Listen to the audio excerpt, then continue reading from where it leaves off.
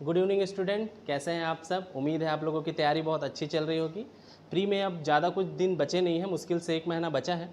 तो ठीक है, इसी सिलसिले में हम लोग शुरू करते हैं आर्थिक सर्वेक्षण। आर्थिक सर्वेक्षण बहुत इंपॉर्टेंट है और ये सिलेक्शन प्री क्लियर होने के लिए बहुत इंपॉर्टेंट फैक्टर साबित होता है, क्योंकि देखिए इसमें इजी टफ कुछ नहीं होता है। आपने अगर वो आंकड़े पढ़ के गए हैं तो आपके लिए ईजी है, जिसने वो आंकड़े नहीं पढ़े उसके लिए वो टफ है। तो आप लोग ज़रूर से ज़रूर इसको पढ़ के जाइएगा, क्योंकि ये बहुत डिसाइडिंग फैक्टर होगा हमारे प्री के एग्ज़ाम के लिए। तो आइए आज हम लोग मोस्ट इंपॉर्टेंट 30 क्वेश्चन देखते हैं, क्योंकि पूरा थोड़ी देर में कर पाना पॉसिबल भी नहीं है। तो हम लोग मोस्ट इंपॉर्टेंट 30 क्वेश्चन देखते हैं, क्योंकि आप लोग पढ़ चुके होंगे। तो आप लोग भी देखते जाइए, साथ ही साथ कमेंट में बताइएगा कि उसका आंसर क्या होता जाता है। ठीक है, तो चलिए शुरू करते हैं। मैं चंद्रहासिनी एकेडमी की तरफ से आप लोगों का सबका स्वागत करता हूँ। ठीक है, तो हम लोग देखते हैं मोस्ट 30 इंपॉर्टेंट क्वेश्चन। ठीक है, देखते हैं। वर्ष 2023-24 में स्थिर भाव पर जीएसडीपी में दर कितना अनुमानित था, वृद्धि दर। ठीक है, तो इसका आंसर क्या हो जाएगा हमारा 6.56। देखिए यहाँ पे क्या बोल रहा है, स्थिर भाव। ठीक है, दो भाव होते हैं हमारे, एक होता है स्थिर भाव, एक होता है प्रचलित भाव, प्रचलित कीमत। ठीक है, तो स्थिर भाव पे कितना है, 6.56 है। ठीक है, और अगर यही पूछ लेता कि प्रचलित पर कितना है, तो प्रचलित पर कितना हो जाता हमारा 8.93। ठीक है, और ये जो हमारा ऊपर में दिख रहे हैं ये है भारत का। ठीक है, भारत का जीडीपी में ग्रोथ कितना अनुमानित है। ठीक है, तो ये तीनों आप ध्यान रखेंगे, कई बार पूछा है और इस बार भी उम्मीद है पूछेगा। तो क्या है, स्थिर भाव पर कितना है 6.56 है, प्रचलित पे है 8.93 और हमारा भारत का कितना है स्थिर भाव पे 7.32। ठीक है, देखिए कई बार क्वेश्चन में देता है स्थिर कीमत प्रचलित कीमत। अगर आपको कुछ भी नहीं दे रहा है, केवल वृद्धि पूछ रहा है, तो आपको हमेशा स्थिर कीमत को लेके ही चलना है। ठीक है, उसके बाद दूसरा क्वेश्चन क्या है, छत्तीसगढ़ के जीएसडीपी में किस क्षेत्र का योगदान सर्वाधिक था। ठीक है, तो किसका योगदान सर्वाधिक है, उद्योग का। ठीक है, ये ध्यान रखेंगे, किसका वो सर्वाधिक है, उद्योग का। ठीक है, ध्यान रखेंगे सबसे न्यूनतम किसका योगदान है, कृषि, उसके बाद इससे ऊपर है सेवा और सबसे ज़्यादा है आपका उद्योग। ठीक है, ये ध्यान रखेंगे। ठीक है, इसके अगर परसेंट की बात करें, ठीक है, तो उद्योग में है 51.53% है, सेवा में हमारा 31 सॉरी। ठीक है, तो हमारा सबसे जीएसडीपी में सर्वाधिक योगदान किसका है, उद्योग क्षेत्र का। ठीक है, 3 क्षेत्र होते हैं, कृषि, सेवा और उद्योग। ठीक है, सबसे कम है कृषि में, फिर सेवा में, फिर सबसे ज़्यादा योगदान है उद्योग में। ठीक है, परसेंट क्या है, 51.53 उद्योग में है, सेवा में 31.23 है और कृषि में 15.63 है। ठीक है, फिर तीसरा क्वेश्चन देखते हैं। ठीक है, क्या बोल रहे हैं, प्रचलित भाव पर प्रति व्यक्ति आय कितना है। ठीक है, इसको हमेशा ध्यान देंगे, दो चीज़ें बार बार बोलता है, प्रचलित या स्थिर। तो प्रचलित कीमत पर कितना है हमारा 1,47,361। अगर यही स्थिर भाव पे पूछता तो कितना है 1,05,973। ये किस पे है, स्थिर पे है। ठीक है, ये ध्यान रखेंगे। चलिए ठीक है, नेक्स्ट क्वेश्चन देखते हैं।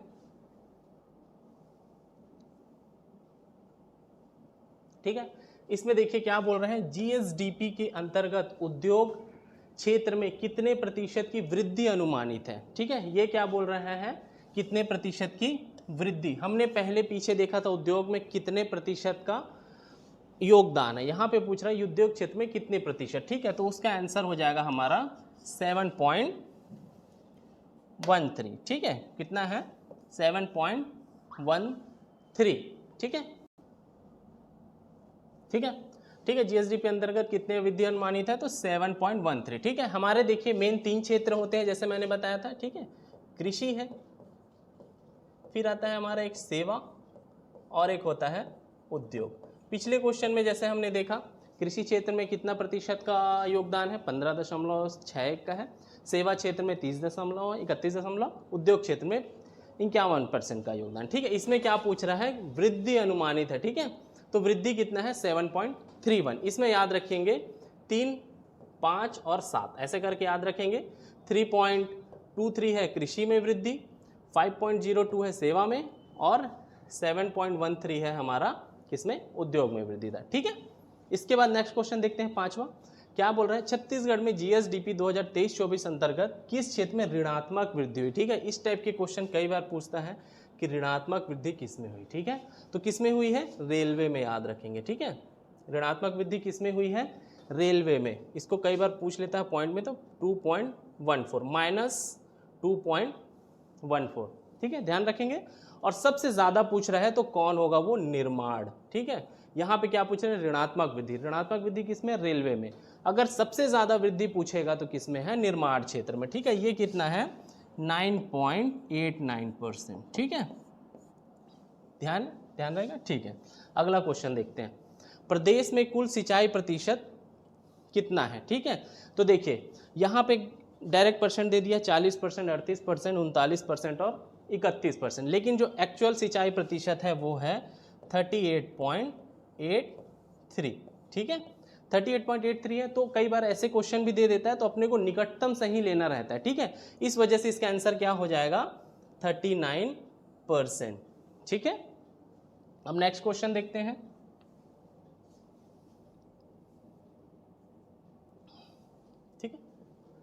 ठीक है, सातवां क्या है? खनिज राजस्व से मुख्य खनिज से कितने प्रतिशत राजस्व प्राप्त होता है? ठीक है, तो मुख्य खनिज से कितना है? बहुत इजी क्वेश्चन, कई सालों से चला आ रहा है। तो वो क्या है हमारा? 97%, ठीक है। दो टाइप के खनिज होते हैं, मुख्य खनिज होते हैं और गौड़ खनिज होते हैं। मुख्य खनिज से कितना है? 97 है, तो बचा 3% किससे हो जाएगा? गौड़ खनिज से, ठीक है। खनिज राजस्व अंतर्गत अग्रणी जिला कौन सा है? ठीक है, क्योंकि खनिज कई जिलों से प्राप्त होता है, इसमें अग्रणी कौन सा है? तो हमारा दंतेवाड़ा है, ठीक है। अगर हम बात करें कि कुल खनिज राजस्व से सबसे ज़्यादा राजस्व किस जिले से प्राप्त होता है, तो वो दंतेवाड़ा, ठीक है। अगर यहीं पे कोयला बोल देता तो कोरबा ले लेते हम लोग, ठीक है, लेकिन यहाँ क्या पूछ रहा है? केवल खनिज बोल रहे हैं, ठीक है। तो खनिज में कौन है? दंतेवाड़ा, ठीक है। नेक्स्ट क्वेश्चन देखते हैं।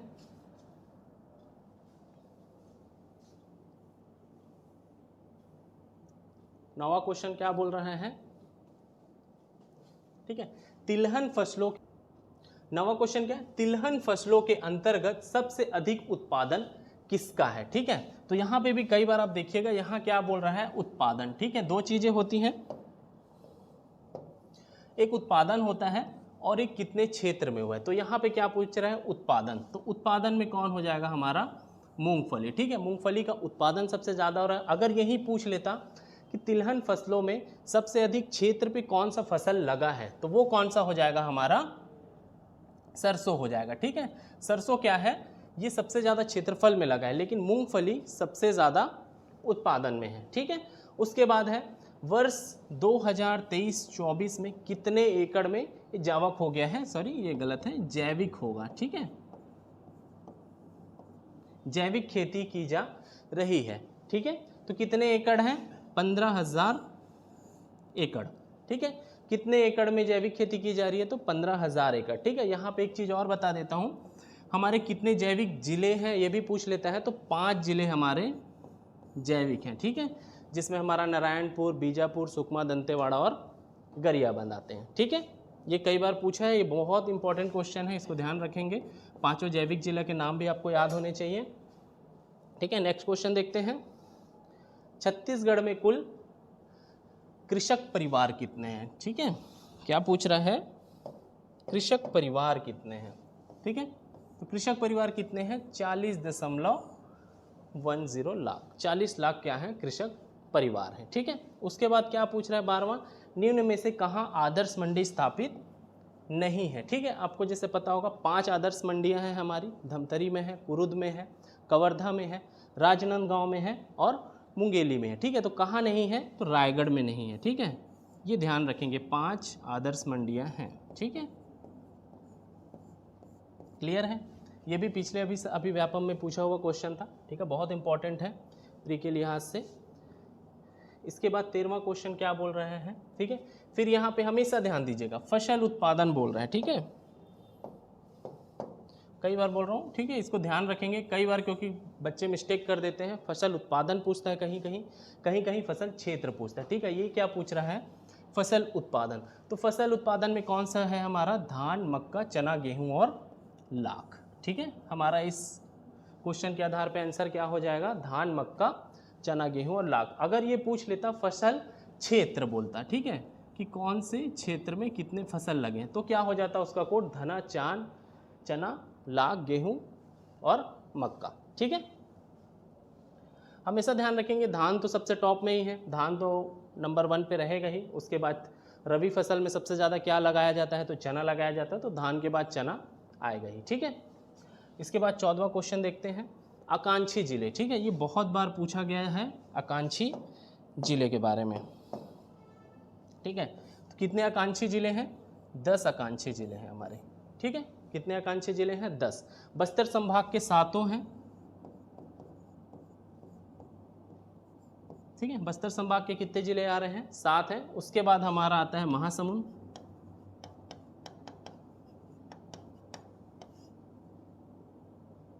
राजनांदगांव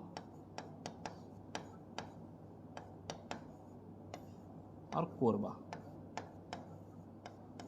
ठीक है, हमारे टोटल कितने हो जाते हैं इसमें, 10 जिले। उसके बाद क्या पूछ रहा है, कितने कृषि उत्पादों को एमएसपी के अंतर्गत आते हैं। ठीक है, एमएसपी का मतलब है मिनिमम सपोर्ट प्राइस, तो टोटल कितने हैं, 23 हैं। ठीक है, 23 ऐसे फसल हैं जिसको एमएसपी के अंतर्गत गवर्नमेंट द्वारा खरीदी की जाती है। ठीक है, जिसमें जैसे कि हमने पहले डिस्कस किया, सबसे इंपॉर्टेंट क्या है, धान। ठीक है, आप लोग कमेंट में बताएंगे धान का भी एमएसपी क्या चल रहे हैं। ठीक है, अब आता है हमारा प्रदेश में मछली पालन। देखिए, मछली पालन से एक क्वेश्चन देखने को जरूर मिलता है। ठीक है, बहुत इंपॉर्टेंट है, मछली पालन से रिलेटेड क्वेश्चन आते ही आते हैं। ठीक है, प्रदेश में मछली पालन हेतु कुल जल क्षेत्र कितना प्रतिशत उपयोग हो रहा है। ठीक है, तो कितना है, वो है 97.24।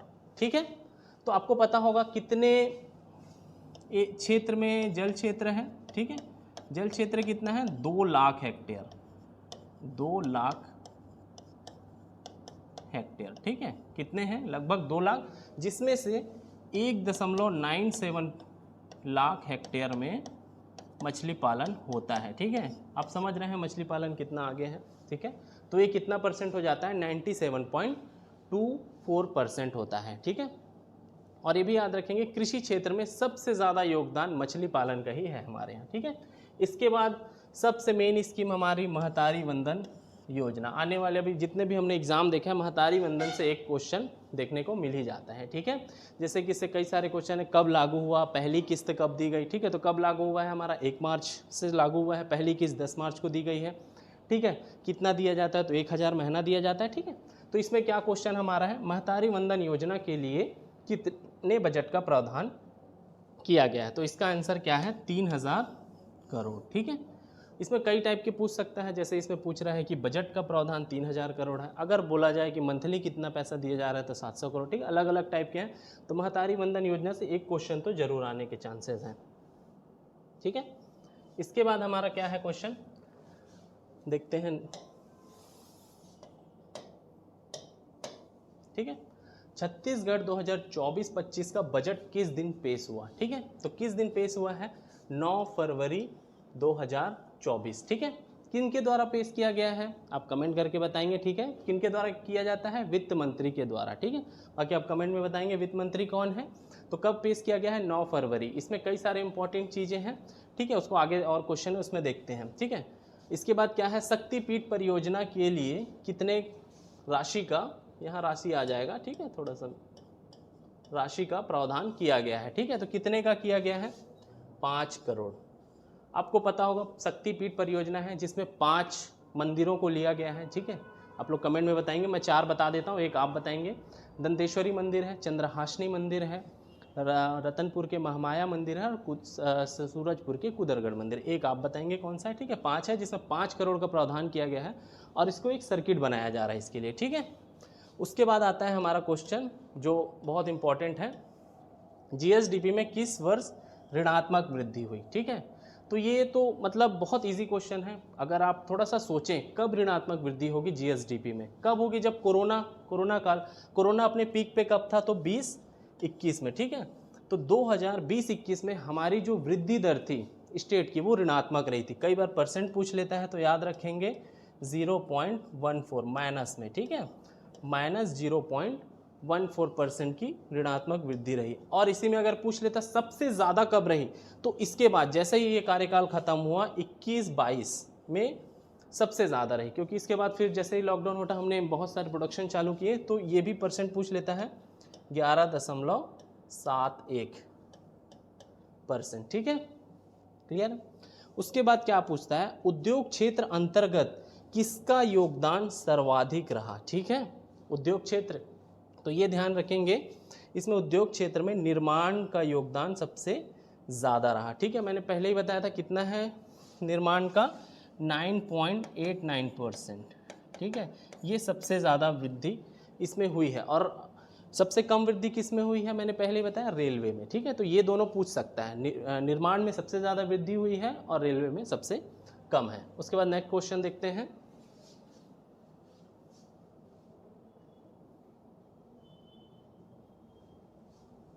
तेईसवां क्वेश्चन, मुख्यमंत्री कन्या विवाह है। ठीक है, कन्या विवाह योजना अंतर्गत कितनी राशि प्रदान की जाती है? ठीक है, कई बार पूछा है, ये भी क्या है, 50,000। ठीक है, कितनी राशि प्रदान की जाती है?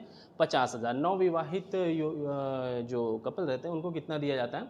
50,000। ठीक है, 50,000, जिसमें 35,000 डायरेक्ट कन्या के खाते में जाया जाता है, बाकी 15,000 खर्च के लिए दिया जाता है। ठीक है, फिर है जल जीवन मिशन, ये बहुत इंपॉर्टेंट मिशन है। जल जीवन मिशन जो ग्रामीण क्षेत्र से होंगे वो तो इसको बहुत अच्छे से जानते होंगे। हर घर नल जो बन रहा है इसी मिशन के अंतर्गत बन रहा है। ठीक है, तो कितने करोड़ का प्रावधान किया गया है बजट में? तो 4500 करोड़। ठीक है, अब देख रहे हैं बहुत बड़ा अमाउंट है, 4500 करोड़ का प्रावधान किया गया है जल जीवन मिशन में। ठीक है, इसके बाद पूछ रहे हैं कि पूर्णतः अनुसूचित जिले कितने हैं? तो हमारे पूर्णतः अनुसूचित जिले कितने हैं? 14। ठीक है, 14 कितने हैं पूर्णतः अनुसूचित। और अगर आंशिक पूछ लेता तो आंशिक कितने हैं? 6 हैं। ठीक है, आदिवासी विकासखंड पूछ ले तो 85 हैं। ठीक है, ये कई बार पूछता है ऐसा, तो इसको ध्यान रखेंगे। ठीक है, नेक्स्ट क्वेश्चन देखते हैं।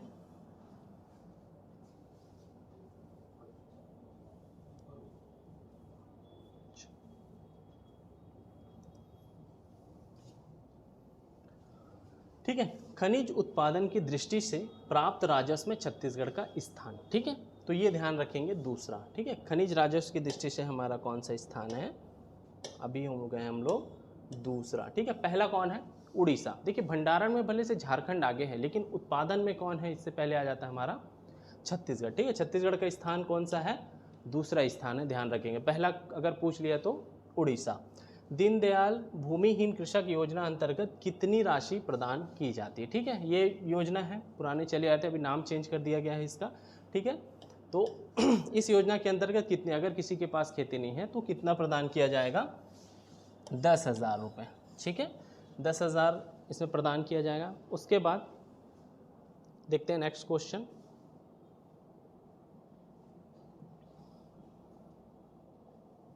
ठीक है, ये क्या सतत है? सतत है, थोड़ा मिस टाइप हो गया है। ठीक है, सतत विकास लक्ष्य अंतर्गत छत्तीसगढ़ का स्थान। ठीक है, इसमें अभी हम लोगों का क्रम पीछे गया, अच्छा गया है, तो क्या है? 19वां। पहले हुआ था उसमें कितना था? 21वां।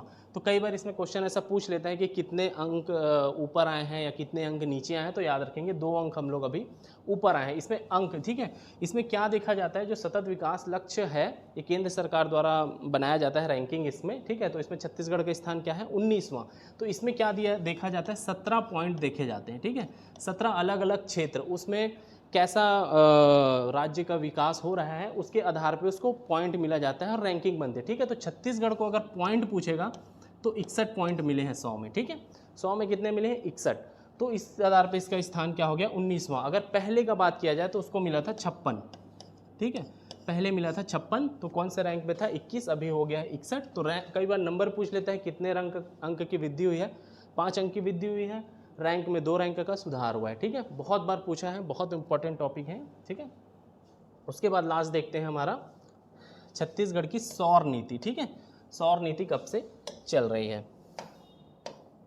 देखिए, कई सारी अलग अलग नीति, सौर नीति है, औद्योगिक नीति है, तो इसके डेट बहुत इंपॉर्टेंट है, ध्यान रखेंगे। तो ये सौर नीति कब से कब है? 2017 से 27 तक चलेगी सौर नीति। ठीक है, अभी जैसे कि ज़्यादा चांसेस है आपके औद्योगिक नीति से क्वेश्चन पूछने का, जो अभी हाल ही में अभी नई औद्योगिक नीति आई है। ठीक है, 2024, 1 नवंबर 2024 से चलेगी 31 मार्च 2030 तक। ठीक है, उसको आप लोग अच्छे से देखेंगे। साथ ही साथ ये जितनी और अन्य नीतियाँ हैं उसको भी आप देखते जाएंगे। ठीक है, जो भी हमारे आर्थिक सर्वेक्षण से रिलेटेड है।